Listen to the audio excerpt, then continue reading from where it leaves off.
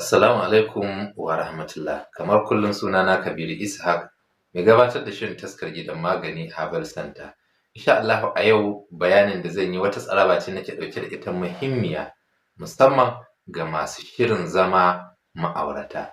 Ina nufin maza da mata, kowa zai amfana wannan tsarabar tawa ta yau in Allah ya so yarda. Kamar yadda al'ada mu take musamman ɓangaren Hausawa a yanzu su ne masu irin wannan al'adar.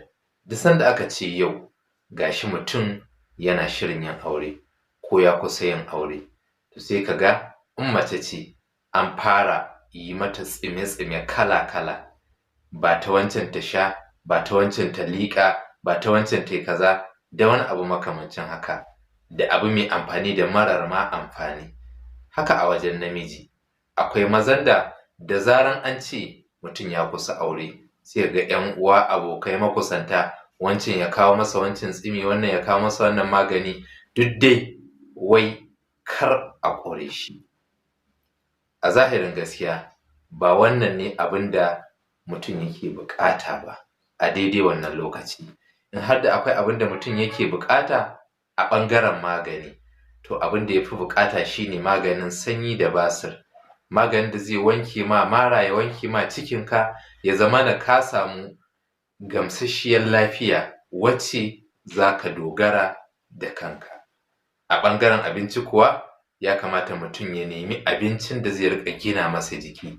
Ta haka ne idan kai aure ba da daɗewa ba, za ka samu asalin abin da ake nufi da wato ƙarfin jikinka, ka san asalin waye kai kafin ka fara amfani da magani. Da zarar ka fara amfani da magani ba tare da ka san waye kai ba, ta iya yiwuwa kana da naka kuzarin na asali wanda ba sai da magani ba zai iya yi maka amfani.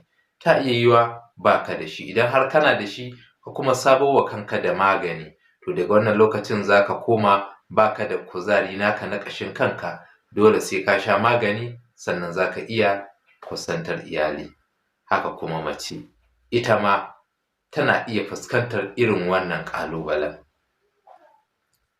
Mafi yawa abin da suka fi fuskanta ɓangaren mata shine a yayin da take amfani da magunguna, za ta samu kyakkyawan yanayi da luzza da komai a tare da ita, amma da zarar maganin nan ya ƙare, ita ba za ta gane cewa ta salamce ba, amma shi mijin zai iya fahimtar cewa wannan fa matar ba kamar da take ba, ta salamce. Wataƙil hakan ya iya jawowa a yi ta samun saɓani da yawan matsaloli ire-iren wannan. Wannan shine matsalolin da muke ciki a yau. Akwai abubuwan da yawa ba mu san waɗannan ne matsalolin ba a ɓangaren ma'aurata sababbin shiga, amma kuma a zahiri wannan ne matsalolin. Sabida haka na kawo tsarabobi muhimmai waɗanda za su taimaka wa ɓangaren mata, su taimaka wa ɓangaren maza. A ɓangaren maza, abin da ake yin amfani da shi domin wanke mara tare da maganin sanyi, in ma har kana da shi ɗin na mara, abu mai sauƙi shine a nemi ganyen garafuni, a nemi tazargade, sai a samu saiwar zogale. Waɗannan abubuwan guda uku su za a haɗa. Kar a sa ganyen garafuni da yawa saboda kasancewar yana da ɗaci. Sai a haɗa su, a tafasa, a tsiyaye wa mutum ka riƙa sha safe, rana, dare, ko kuma safe da dare. In Allah ya so ya yarda, in dai wankin mara ne, zai fitar maka da dattin mara, sannan zai ma maganin sanyi. Za ka shiga ɗakinka ba tare da wancan yanayin na sanyi ba. Ɓangaren basir kuma ba wani dogon abu za ka nema ba, kawai 'ya'yan kalgo za ka nema, shi kaɗai 'ya'yan kalgo, a daka shi ya yi gari, ka riƙa shansa a kunu ko a madara ko a zuma ko a koko ko ma a shayi ma ba madara, za ka iya shan abinka.